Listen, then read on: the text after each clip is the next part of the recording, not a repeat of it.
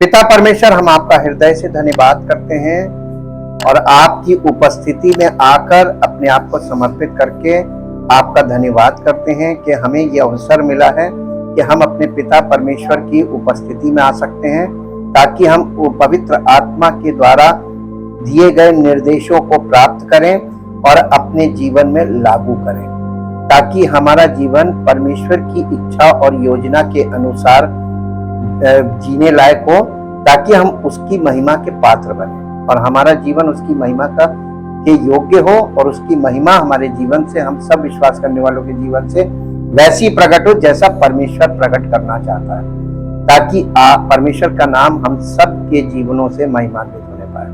सारी महिमा उसको देते। इस प्रार्थना को परमेश्वर के इकलौते पुत्र प्रभु यीशु मसीह के नाम से मांगते हैं, आमीन।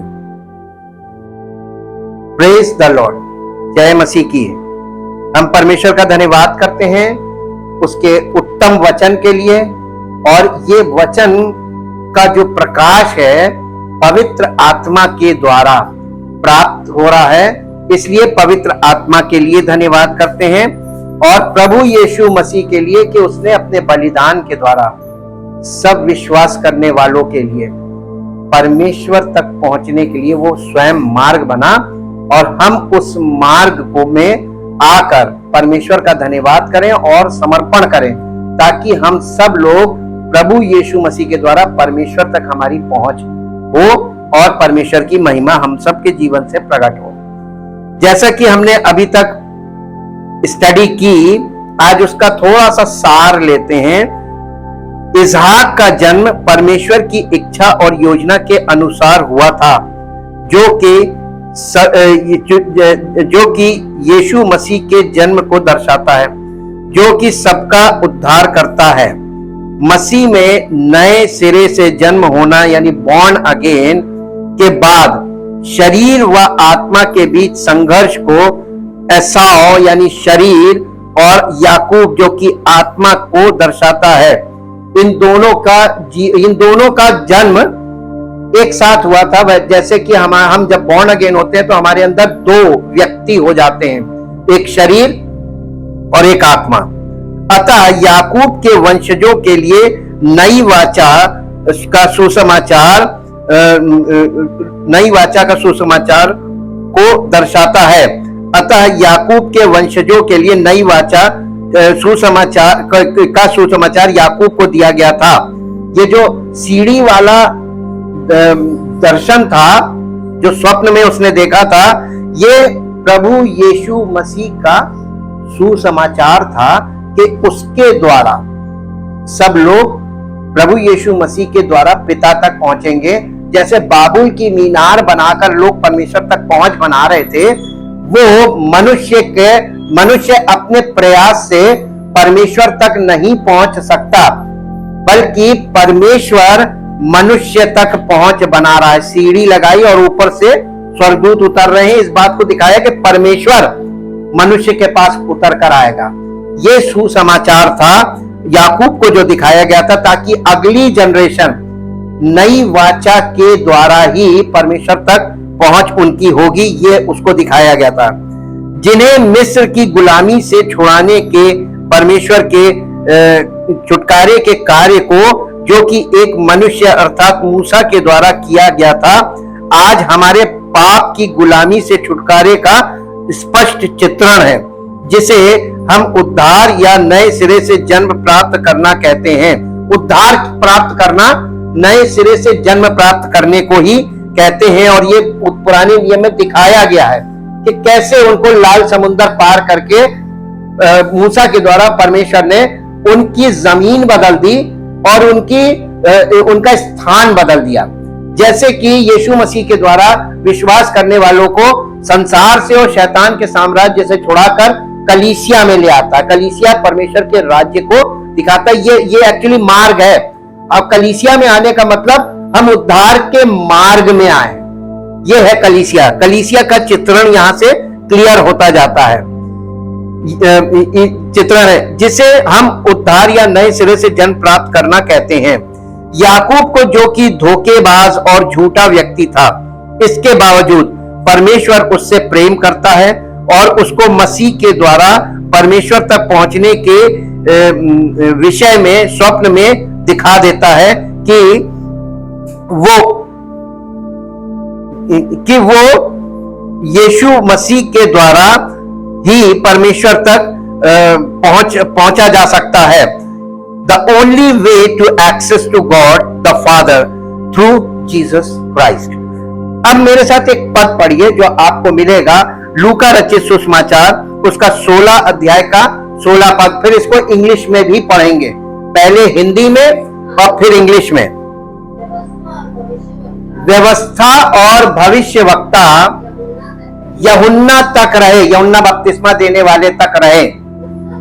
उस समय से, किस समय से? यूहन्ना बपतिस्मा देने वाले के आने के बाद से, उस समय से परमेश्वर के राज्य का सुसमाचार सुनाया जा रहा है और हर कोई उस परमेश्वर के राज्य में प्रबलता से प्रवेश करता है। अब इसको इंग्लिश में पढ़िए, इंग्लिश में पढ़िए। ये थोड़ी टिपिकल वर्ड्स है, ये इतनी सरल नहीं है कि एक लाइन में आपने पढ़ा और आप कहें कि हमें समझ में आ गया। Until John came, there were the law and the prophets. Since then, the good news, the gospel of the kingdom of God is being preached, and everyone strives violently to go in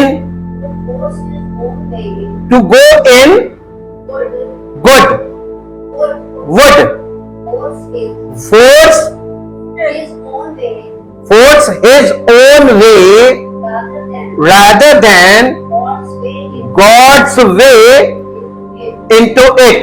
यहां पे ये बताया जा रहा है कि यूहन्ना तक व्यवस्था और भविष्यवक्ता थे, उसके बाद से परमेश्वर के राज्य का सुसमाचार सुनाया जा रहा है। ये तो 2 पार्ट हो गए।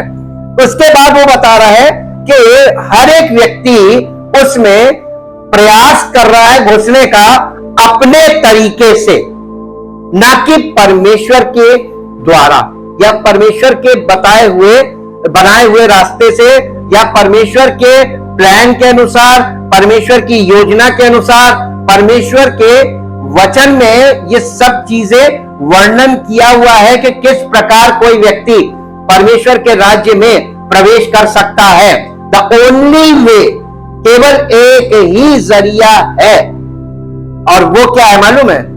Through the body of Christ, यानी कलीसिया के द्वारा, प्रभु यीशु मसीह के द्वारा आप परमेश्वर तक पहुंच सकते हैं। यानी स्वर्ग का द्वार अगर आप देखा जाए तो वो है कलीसिया। और यही बात याकूब को परमेश्वर ने स्वप्न में दिखाई और उसको ये बात समझ में आई और उसने अपने सब बच्चों को ये बात बताने की कोशिश की, लेकिन उसके बच्चों ने इन बातों को एक्सेप्ट नहीं किया क्योंकि वो सब फिजिकल कंडीशन में थे, केवल एक बच्चे को छोड़ के, यूसुफ को छोड़ के। और यूसुफ याकूब के बाद इसलिए यूसुफ कनेक्ट होता है अर्ली फोर फादर्स में, यानी पूर्वजों में, हमारे बाप दादों में लिखा जाता है। जब बाइबल जब कहती है हमारे सब बाप दादे, तो सब बाप दादे का मतलब है अब्राहम, इसहाक, याकूब, यूसुफ और अय्यूब। ये 5 लोग हैं। इन 5 के नामों को जोड़ा गया है और इन्हें बताया गया है कि बाप दादे, ये इजराइलियों के लिए बाप दादे थे। और कलीसिया में जब कोई स्पिरिचुअल इजराइल बनता है तो हमारे बाप दादे भी यही हैं ओल्ड टेस्टामेंट में। और न्यू टेस्टामेंट में अर्ली चर्च फादर्स, उसकी भी 3 पीढ़ियां थी, और वो 3 पीढ़ियां थी यीशु मसीह के चुने हुए 12 प्रेरित, उसके बाद उनके चुने हुए चेले, उनकी गिनती नहीं है, फिर उसके बाद उनके प्रेरितों के चेलों के चेले, 3 पीढ़ी, और उसके बाद कलीसिया में फिर वही चीज हुई जो इजराइलियों में हुआ। सब मैसअप हो गया, सब अपने अपने तौर तरीके अपनाने लगे। और इसीलिए ये यहां पर लिखा हुआ है कि स्वर्ग के राज्य में आरंभ से वायलेंस हो रहा है। वायलेंस कैसे? एसाव और याकूब के बीच जो स्ट्रगल दिखाया गया, ये वायलेंस है। याकूब जो है वो गलत ढंग से आशीष प्राप्त करना चाह रहा था, जैसे कलीसिया में लोग गलत तरीके से अभिषेक प्राप्त करना मांगते हैं। और ये सब वो जैसे फिजिकली सब कुछ करके अपने प्रयास से परमेश्वर की बातों को एक्सेप्ट कर रहा था या उसको प्राप्त करना चाह रहा था, वैसे ही कलीसिया में लोग फिजिकली सब कुछ अपने प्रयास से करना मांग रहे हैं। ये गलत है। ये देखने और समझने वाली चीज है, ताकि हम वहां से सीखें और इसी से हम आगे बढ़ते हैं। एक और पद निकाल के पढ़िए जो आपको मिलेगा पहला कुरिन्थियों उसका 6 अध्याय, पहला कुरिन्थियों उसका 6 अध्याय उसका 8 से 10 पद, 6 अध्याय का 8 से 10 पद। परंतु तुम तो स्वयं अन्याय करते हो और हानि पहुंचाते हो, और वो भी भाइयों का मतलब ये कलीसिया से बात की जा रही है। और कलीसिया में हर विश्वासी और दूसरे विश्वासी को जब कोई कष्ट पहुंचा रहा है या किसी के ठोकर का कारण बन रहा है, तो वो उसको भाई बोला गया है। मसीह में सब क्या है? भाई बहन। तो भाई हो भाई को और बहन हो तो बहन को, भाई बहन वाला रिश्ता है। तो जब कलीसिया में कोई है तो कलीसिया का आचरण लिखा पहली सदी, यानी ये पौलुस की कलीसिया है, पहला कुरिन्थियों, और वो अपनी कलीसिया को चिट्ठी लिख के क्या कह रहा? तुम तो स्वयं अन्याय करते हो और हानि पहुंचाते हो, वो भी भाइयों को, यानी कलीसिया के लोगों को। क्या तुम नहीं जानते कि अन्यायी लोग परमेश्वर के राज्य के वारिस नहीं होंगे? धोखा ना खाओ, न वेश्यागामी, न मूर्ति पूजक, न परस्त्रीगामी, न लुच्चे, न पुरुषगामी, न चोर, न लोभी, लालची लोग भी नहीं जा सकते, न पियक्कड़, न गाली देने वाले, न अंधेर करने वाले परमेश्वर के राज्य के, ये सब लोग वारिस हो ही नहीं सकते। लिस्ट देख लो और फिर अपने आप को चेक करो। आईना क्या है? हमारे भीतरी मनुष्यत्व का आईना परमेश्वर का वचन है। किस प्रकार कितनी आसानी से लोग छलांग मार के आगे भाग रहे हैं। एकदम याकूब वाला कैरेक्टर नहीं है। आज के विश्वासी सब याकूब बने हुए हैं। आज के विश्वासी सब याकूब बने हुए हैं, और याकूब बन के कोई भी परमेश्वर के राज्य में प्रवेश नहीं कर सकता। इसीलिए याकूब को वहां पर सुसमाचार दे दिया गया था कि वो देखे कि परमेश्वर के राज्य में प्रवेश पाने के लिए कोई व्यक्ति किस प्रकार से प्रवेश पा सकता है। एक और पद पढ़िए जो आपको मिलेगा मरकुस रचित सुसमाचार 10 अध्याय और उसका 15 पद। मरकुस रचित सुसमाचार 10 अध्याय का 15 पद। जी इंग्लिश में भी अभी पढ़ेंगे इसको। मरकुस 10 अध्याय। मैं तुमसे सच कहता हूं कि जो कोई परमेश्वर के राज्य को बालक के समान ग्रहण ना करे, वो उसमें कभी प्रवेश करने ना पाएगा। What is the starting point of to enter into the kingdom of God? परमेश्वर के राज्य में प्रवेश करने का पहला कदम क्या है? Born again। क्योंकि यहां पे साफ कह रहा है बच्चा बनो। बच्चा बने का मतलब कि आत्मिक रूप से जन्म लेना, स्पिरिचुअल। अब एक बात बताइए, हम आपको थोड़ा सा और इजी करते हैं इसको। जब कोई कलीसिया में कुछ सालों के बाद, कुछ सालों में 2 साल, 4 साल, 5 साल, 10 साल, 10 सालों में क्या कोई व्यक्ति पूरी तरीके से परिपक्व हो सकता है आत्मिक तौर पे? नहीं ना, इम्पॉसिबल है। इसलिए अपने सालों को गिनकर कभी आप ये नहीं कह सकते कि इतना समय हो गया हम परिपक्व हो गए। नहीं, आपको मालूम है कलीसियाओं में पुराने लोग जो बैठे हैं, 70 साल 80 साल उम्र हो गई कलीसिया में, लगातार बचपन से ज्वाइन किए, उनमें कोई फर्क नहीं पड़ता। इतना यानी फास्ट काम स्पिरिचुअल नहीं होता है, स्पिरिचुअल काम बहुत स्लो होता है। इसका कारण है हम हर व्यक्ति 99% संसार में सोख है, यानी पूरी तरीके से सोख हो गया, वहां पर वो संसार उसके अंदर समाया हुआ है और वो पूरी तरीके से संसार में समाया हुआ है। और फिजिकल लाइफ में परिवार है, रिस्पॉन्सिबिलिटीज हैं और तमाम प्रेशर है, वर्क प्रेशर, बच्चों की जिम्मेदारियां हैं, तमाम चीजें हैं। और ये चीजें आपको इतनी स्पीड में स्पिरिचुअल लाइफ में नहीं बढ़ने देंगी। अगर आप इसको और अच्छे से समझना चाहते हैं, इसको पहले इंग्लिश में पढ़ दीजिए। मरकुस रचित सुसमाचार 10 अध्याय का 15 पद। Truly I tell you, whoever does not receive and accept and welcome the kingdom of God like a little child, ये born again का इशारा है, like a little child। बिल्कुल, यानी जो लोग पढ़े लिखे बिल्कुल नहीं थे, शहरी भी नहीं थे, किताबों से उनका कोई लेना देना नहीं था, यीशु मसीह उनसे बात कर रहे थे और पिक्चर दिखा के बात कर रहे थे, एक बच्चे को दिखाकर। जी, thus positively shall not enter it at all, यानी स्वर्ग के राज्य में प्रवेश का तरीका उन्होंने बताया था कि आपकी उम्र फिजिकली कितनी भी हो। जब यीशु मसीह ने निकोदेमोस से, जो उस समय बहुत बुजुर्ग था, अनुमान लगाकर देखते हैं तो वो 60 प्लस था, 70 और 80 भी हो सकता है।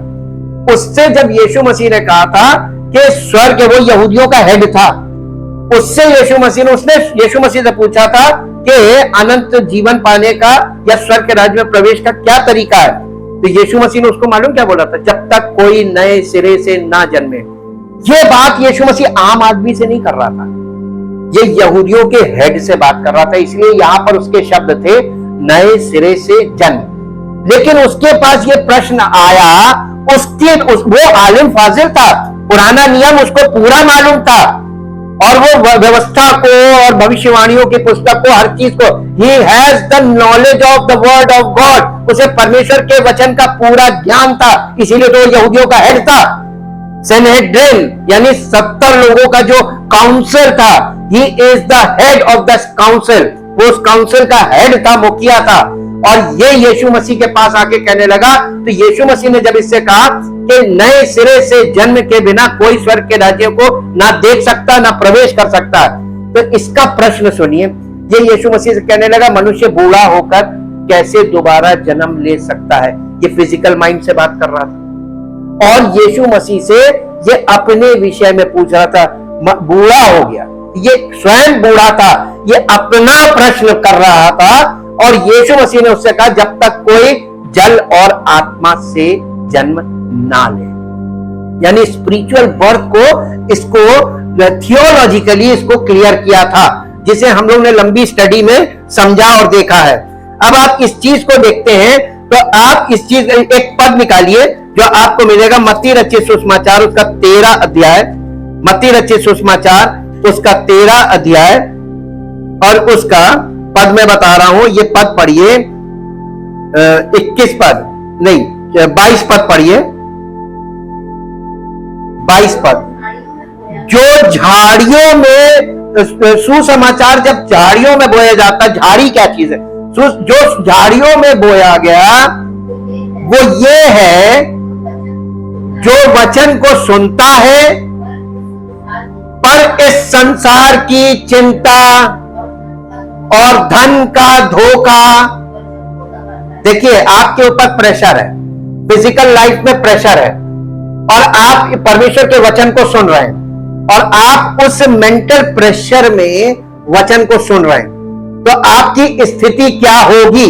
आगे पढ़िए। वचन को दबाता है और वो पर इस संसार की चिंता और धन का धोखा वचन को दबाता है और वो फल नहीं लाता।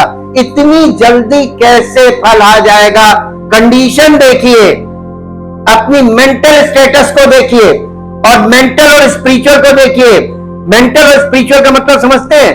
हमारा प्राण, फिजिकल माइंड और स्पिरिचुअल लाइफ, फिजिकल माइंड और स्पिरिचुअल लाइफ, ये कैसे बैलेंस हो सकती है? इतनी आसान नहीं है। एसाव और याकूब के जीवन से इस स्ट्रगल को प्रैक्टिकली दो व्यक्तियों के रूप में दिखाया गया, लेकिन ये दो व्यक्ति है कौन? एक, ये दोनों हमारे अंदर है। जब हम बॉर्न अगेन होते हैं उससे पहले एक सिंगल आई माई सेल्फ, मेरा प्राण, मेरी इच्छा, मेरी भावना, आई माई सेल्फ ये है।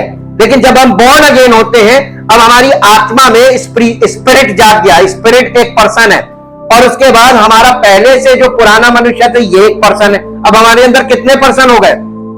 2 पर्सन। इसीलिए अब डबल माइंड होगा। तो जब आप डबल माइंड हो गए, डबल पर्सन हो गए, तो वो याकूब और एसाव वाला स्ट्रगल शुरू हो गया। अब मेरे साथ निकालिए गलातियों की पत्री, गलातियों की पत्री उसका 4 अध्याय, द बुक ऑफ गलेशियन चैप्टर 4 और वर्स 28 पढ़िए। 29 वर्स पढ़िए, सॉरी 28 नहीं, और जैसा, बल्कि 28 पढ़ दीजिए और क्लियर हो जाएगा।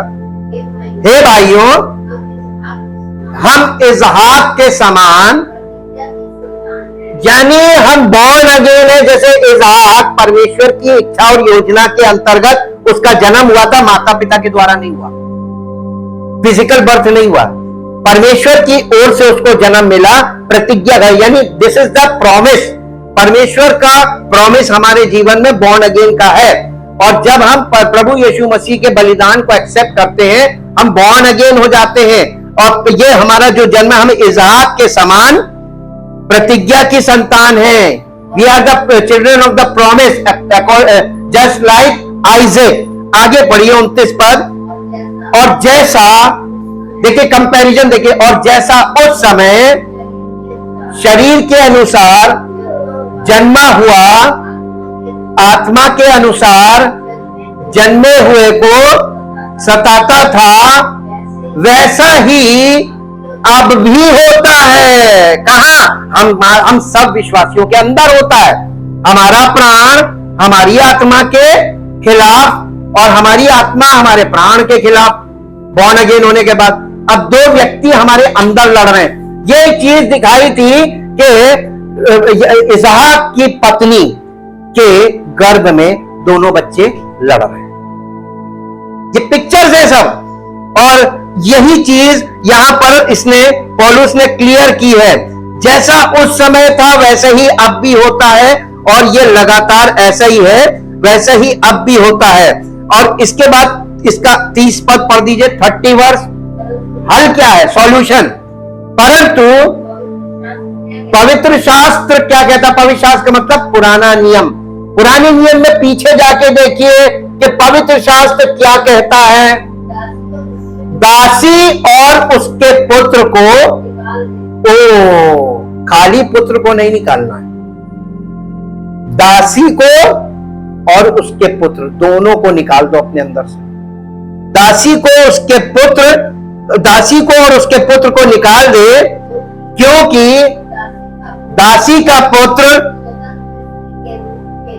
स्वतंत्र स्त्री के पुत्र के साथ उत्तराधिकारी नहीं होगा।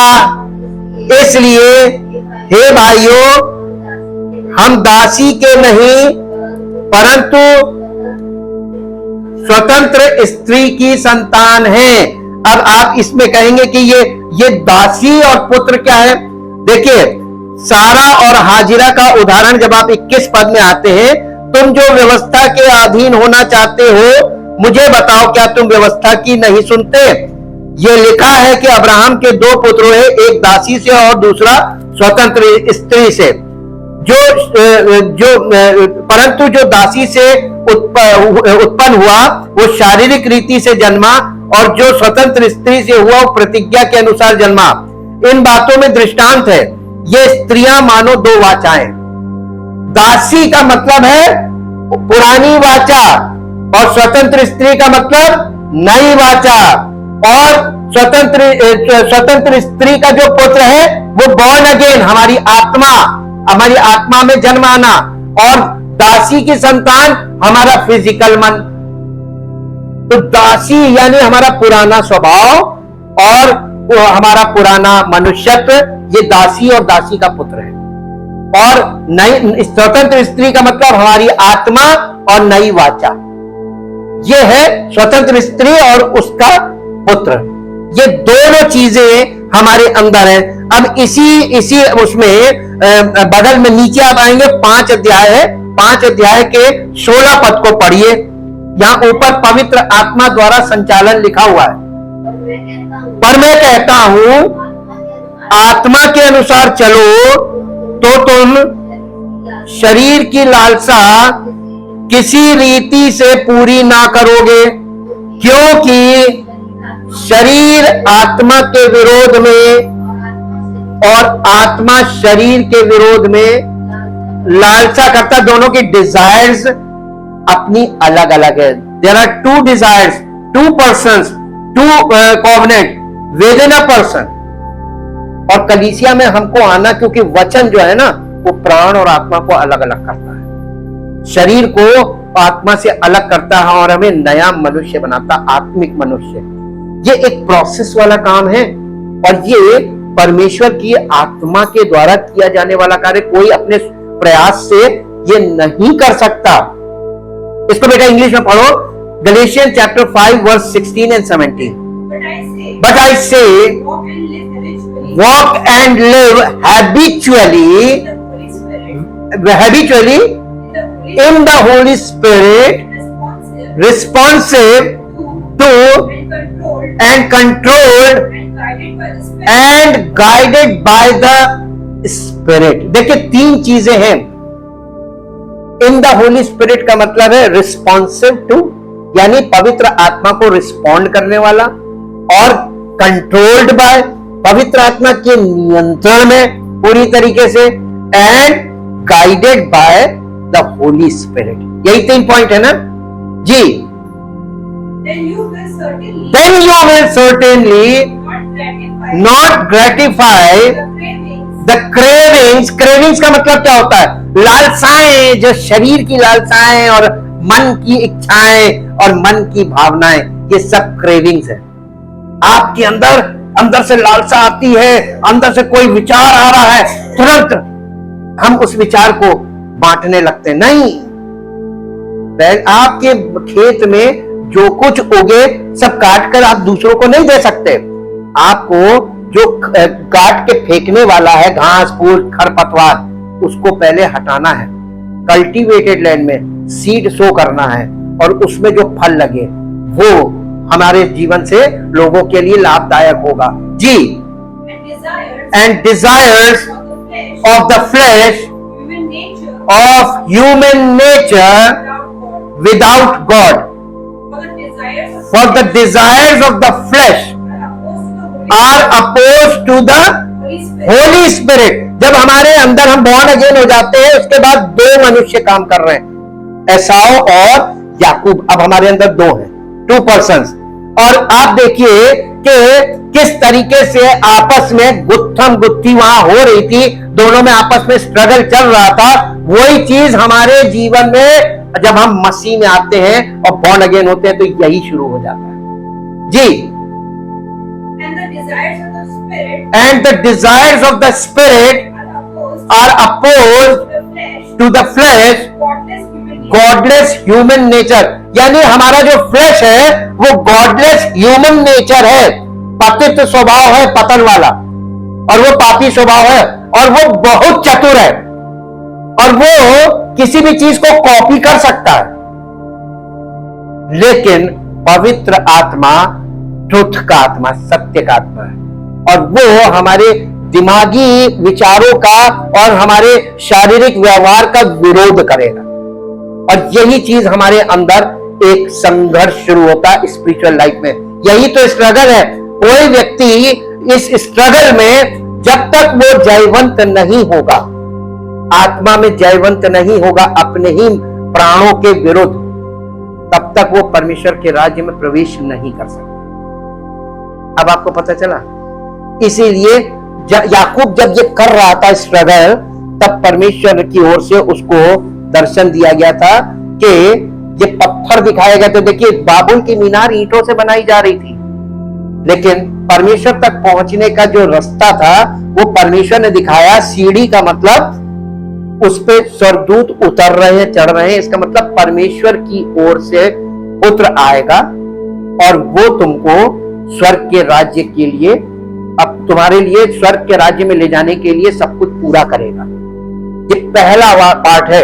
और उसके बाद उसमें बताया गया था कि वहां पर वो परमेश्वर तक पहुंचने के लिए ऊपर पहुंचने का रास्ता बना रहे थे, लेकिन परमेश्वर मनुष्यों के पास उतरने का रास्ता दिखा रहा था कि यीशु मसीह आया, उतर के आया ना, कोई ऊपर नहीं गया। तो परमेश्वर हम तक पहुंच बनाता, परमेश्वर हमारे तक पहुंच बना सकता, हम परमेश्वर तक नहीं बना सकते। दूसरी बात, ये उसको दिखा दिया गया था। और जब वो स्वर्ग, जब उस और परमेश्वर ने वॉइस में उससे बात करी कि मैं तुम्हारे दादा अब्राहम का और तुम्हारे पिता इसहाक का परमेश्वर ने उसको इंट्रोड्यूस किया उसके पिता और उसके दादा के द्वारा कि उनका परमेश्वर मैं ही परमेश्वर हूं और मैं तेरे साथ भी बना रहूंगा। परमेश्वर ने ये नहीं कहा कि तुम्हें कुछ करना है, उसने कहा मैं तेरे साथ बना रहूंगा, तू मुझे नहीं जानता है लेकिन मैं तुझे जानता हूं क्योंकि तू अब्राहम का पोता और इसहाक का बेटा है, मैं तेरे साथ बना रहूंगा। प्रॉमिस कहां से आ रही है? न्यू कोवेनेंट तो हो गया, परमेश्वर मनुष्य तक पहुंच रहा है, न्यू कोवेनेंट है कि नहीं? और परमेश्वर ने याकूब को ग्रहण किया और जब याकूब नींद से जागा तो उसने उस पत्थर को वहां पे खड़ा किया और उस पर तेल उंडेल कर उसका अभिषेक किया और उसके बाद उसने इस बात की प्रोफेसी की, this place is the Bethel. Bethel का मतलब क्या है मालूम है? House of God. ये परमेश्वर का भवन है, ये परमेश्वर का भवन है। और आपको मालूम है कलीसिया क्या है? हाउस ऑफ गॉड, परमेश्वर का भवन, क्योंकि वहां प्रभु यीशु मसीह, पिता पुत्र पवित्र आत्मा तीनों है। यहां से स्वर्ग की सीढ़ी लगी हुई है और पिता पुत्र पवित्र आत्मा हमारे बीच में उतर के आते हैं ताकि परमेश्वर की अद्भुत सामर्थ्य विश्वास करने वाले जीवनों में काम करें, ताकि हम लोग हर बार जब हफ्ते में एक बार संडे को जमा हो तो हर जिंदगी में परिवर्तन हो, भीतरी परिवर्तन, हमारे भीतरी मनुष्यत्व में वो हमारा भीतरी मनुष्यत्व नया बनता जाए और हम परमेश्वर की महिमा के योग्य हों। अब हम आपको थोड़ा सा इसका रिव्यू कराते हैं। सीढ़ी क्यों? इस दर्शन में सीढ़ी क्यों? ये सीढ़ी बाबुल की मीनार के विपरीत है, कंपैरिजन है। उस मीनार पर मनुष्यों ने एक ऐसी संरचना बनाने की कोशिश की जो स्वर्ग तक पहुंचे और उन्हें ईश्वर तक पहुंचने की अनुमति दे। उत्पत्ति 11 अध्याय के 4 पद में लिखा है, आप पढ़ लीजिएगा। वे स्वर्ग का द्वार बनाने का प्रयास कर रहे थे, परंतु परमेश्वर ने उनकी भाषा में गड़बड़ी करके और उन्हें राष्ट्रों के बीच तितर बितर करके उनके प्रयासों को विफल कर दिया। बाबेल के विपरीत इस बार परमेश्वर मीनार का निर्माण करते हैं और वो मनुष्यों को इसके ऊपर आने के लिए नहीं बुलाता, बल्कि वो और उसके स्वर्गदूत इससे नीचे यात्रा करते हैं। स्वर्ग का द्वार परमेश्वर स्वयं बनाते हैं। वास्तव में याकूब उस स्थान को कहता है जहां उसे दर्शन हुआ था, स्वर्ग का द्वार, बेथेल, स्वर्ग का द्वार। उत्पत्ति 28 अध्याय के 17 पद में ऐसा लिखा हुआ है, पढ़ दीजिए। उत्पत्ति 28 अध्याय और उसका 17 पद। और भय खाकर उसने कहा, यह स्थान क्या ही भयानक है, ये तो परमेश्वर के भवन को छोड़ और कुछ नहीं हो सकता, वरन ये स्वर्ग का फाटक ही हो सकता है। जहां आपको यह पता चल जाए कि हमें ऊपर पहुंच नहीं बनानी है, क्योंकि हम परमेश्वर को नहीं जानते हैं और हम वहां तक पहुंच नहीं बना सकते हैं। We can not access to God, हम परमेश्वर तक नहीं पहुंच सकते। परमेश्वर हम तक पहुंच रहा है। हम पतित मानव हैं, पापी हैं स्वभाव से, हम कैसे परमेश्वर तक पहुंच जाएंगे? और दूसरे शारीरिक हैं, सारी दशाएं बिल्कुल विपरीत हैं। याकूब की सीढ़ी हमें दिखाती है कि कैसे परमेश्वर बाबुल की मीनार द्वारा दर्शाए गए मनुष्य के पाप के प्रभावों को उलट देंगे। वो ऐसा करेंगे, कैसे करेगा? परमेश्वर वही करेगा जो मनुष्य ने करने का प्रयास किया। बाबेल में ये मनुष्य का प्रयास था, लेकिन याकूब की सीढ़ी के साथ ये परमेश्वर का प्रयास है। परमेश्वर मनुष्य तक स्वयं अपनी पहुंच बना रहा है, ये परमेश्वर का प्रयास है। और उसने मनुष्यों के प्रयास को विफल किया, क्योंकि परमेश्वर मनुष्य तक पहुंच सकता है, लेकिन मनुष्य परमेश्वर तक आज भी तो यही हो रहा है। सब लोग अपनी अपनी थ्योरी, मसीह में भी सब अपनी अपनी थ्योरी लेकर खड़े। हर डिनोमिनेशन की अपनी थ्योरी है, हर डिनोमिनेशन का अपना यीशु मसीह है, हर डिनोमिनेशन का अपना सुसमाचार है, हर डिनोमिनेशन का अपना पवित्र आत्मा है। जबकि पौलुस के द्वारा पवित्र आत्मा नए नियम में सबके लिए समान बात लिख कर दे रहा है, लेकिन पवित्र आत्मा के द्वारा इन बातों को एक्सेप्ट नहीं किया जा रहा है। सुसमाचार कहां है? यह सपना याकूब के जीवन में नहीं, बल्कि यीशु के जीवन में पूरा हुआ था। जो याकूब को दिखाया था वो मसीह के जीवन में पूरा किया था, यीशु मसीह के जीवन में। यीशु ने इस कहानी का उल्लेख यूहन्ना रचित सुसमाचार की शुरुआत में किया। यूहन्ना रचित सुसमाचार उसका पहला अध्याय उसका 51 पद पढ़िए तो आपको पता चलेगा यीशु मसीह ने इसका उल्लेख किया। वो कहता है कि स्वर्गदूत उस पर उतरेंगे और चढ़ेंगे, जैसे उन्होंने याकूब की सीढ़ी पर किया था। जी, यूहन्ना रचित सुसमाचार पहला अध्याय 51 पद। फिर उसने कहा, मैं तुमसे सच सच कहता हूं तो कि तुम स्वर्ग को खुला हुआ और परमेश्वर के स्वर्गदूतों को मनुष्य के पुत्र के ऊपर उतरते और ऊपर जाते देखोगे। ये यहां पर उसने उल्लेख किया, तो ये किसके लिए दिखाया था? याकूब को साक्षात यीशु मसीह का दर्शन दिया था। और इससे उसका क्या अभिप्राय है?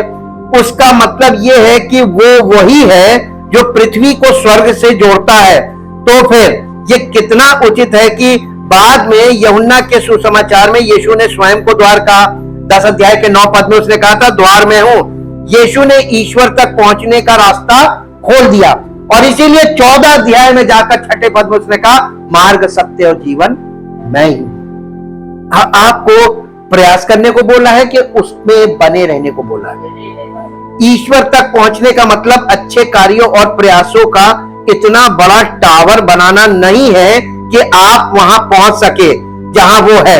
ईश्वर को पाने की शुरुआत ईश्वर को हमें पाने से होती है।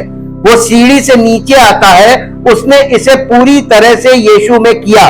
फिलिपियों की पत्री 2 अध्याय उसका 6 और 7 पद पढ़ दीजिए। फिलिपियों की पत्री 2 अध्याय उसका 6 और 7 पद यहां इस प्रकार से लिखा हुआ है। फिलिपियों 2 अध्याय 6 और 7 पद। जिसने परमेश्वर के स्वरूप में होकर भी परमेश्वर के तुल्य होने को अपने वश में रखने की वस्तु ना समझा, वरन अपने आप को ऐसा शून्य कर दिया और दास का स्वरूप धारण किया और मनुष्य की समानता में हो गया। जी, और मनुष्य के रूप में प्रकट होकर अपने आप को दीन किया और यहां तक आज्ञाकारी रहा कि मृत्यु, हां, क्रूस की मृत्यु भी सहली। ये प्रभु यीशु मसीह के स्वभाव को देखिए। वो जब परमेश्वर के तुल्य था, उसने अपने आप को दीन किया। तो हम लोगों को कितना ज्यादा दीन होना पड़ेगा। हम तो परमेश्वर का स्वरूप भी नहीं है, हम तो पतित मानव हैं, पापी हैं, और घमंड पाप का फल है। हमारे अंदर गर्व, घमंड और तमाम चीजें जो शरीर की वो चीजें हैं शारीरिक स्वभाव की, वो सब हमारे स्वभाव में है। ईश्वर हमें स्वयं तक पहुंच प्रदान करने के लिए स्वर्ग छोड़कर पृथ्वी पर आए, और यही सुसमाचार याकूब को उसके आगे की पीढ़ी के लिए दिया गया था। और इस अगली पीढ़ी ने, सब लोगों ने इस बात को एक्सेप्ट, सब लोगों को परमेश्वर ने एक्सेप्ट नहीं किया, इस याकूब के सारे वंशज को, बल्कि इसके एक वंश को यानी यूसुफ को एक्सेप्ट किया था। और यूसुफ प्रधानमंत्री बनता है और उसके भाई उसको बेच देते हैं, और किस प्रकार वो पकड़ा जाता है, उसके जीवन में क्या क्या होता है, वो सब यीशु मसीह के जीवन का चित्रण है। और इसीलिए हम जो कुछ नए नियम में परमेश्वर कर रहा है और कर चुका है, वो हम पीछे जाकर देख रहे हैं, ताकि हमको सही बात पता चले कि परमेश्वर हमारे जीवन में किस प्रकार कार्य कर रहा है। परम पिता परमेश्वर, हम हृदय से धन्यवाद करते हैं उस महान प्रेम के लिए और उस अनुग्रह के लिए प्रभु, जो आपकी ओर से सब मनुष्यों पर प्रकट किया जाता है। हमारा कोई योगदान नहीं प्रभु, हम तो किसी परमेश्वर को जानते तक नहीं थे, बल्कि परमेश्वर ने हमें खोजा, परमेश्वर ने अपना प्रेम हमारे जीवन में प्रकट किया, परमेश्वर ने अपने पुत्र के बलिदान को हमें दिखाया, हमें बताया, हमें समझाया, ताकि हम ये मान लें कि यीशु मसीह का बलिदान हमारे स्थान पे हुआ, हमारे एवज में हुआ। और जब उसने हमारे पापों की सजा उठा ली, तो अब हम पापों में जीवन क्यों व्यतीत करें, बल्कि हम अपना जीवन कलीसिया में प्रभु के लिए समर्पित करें, ताकि पिता, पुत्र, पवित्र आत्मा पिता का प्रेम, मसीह का अनुग्रह और पवित्र आत्मा की उपस्थिति और सहभागिता के द्वारा हम सबका जीवन परमेश्वर की महिमा के योग्य हो। हम महिमा के बर्तन बनाए जाएं पवित्र आत्मा के द्वारा, और हमारा जीवन में पवित्र आत्मा की इच्छा पूरी हो, और हम उस इच्छा में जीवन में आगे बढ़े, ताकि उसकी महिमा का कारण हो। प्रभु, हम आपका धन्यवाद करते हैं और आपसे विनती करते हैं प्रभु, सब विश्वास करने वालों के जीवन में आपका कार्य हो, आपके हमारे प्रयास से नहीं, बल्कि आपके अनुग्रह से और आपके प्रेम से ही हमारे जीवन में सब कुछ बदल जाएगा, हमारा भीतरी मनुष्यत्व बदल जाएगा। इसलिए प्रभु, सारी महिमा आपको मिले। इस प्रार्थना को आपके इकलौते पुत्र प्रभु यीशु मसीह के नाम से मांगते हैं, आमीन। Praise the Lord. परमेश्वर आपको आशीष दे।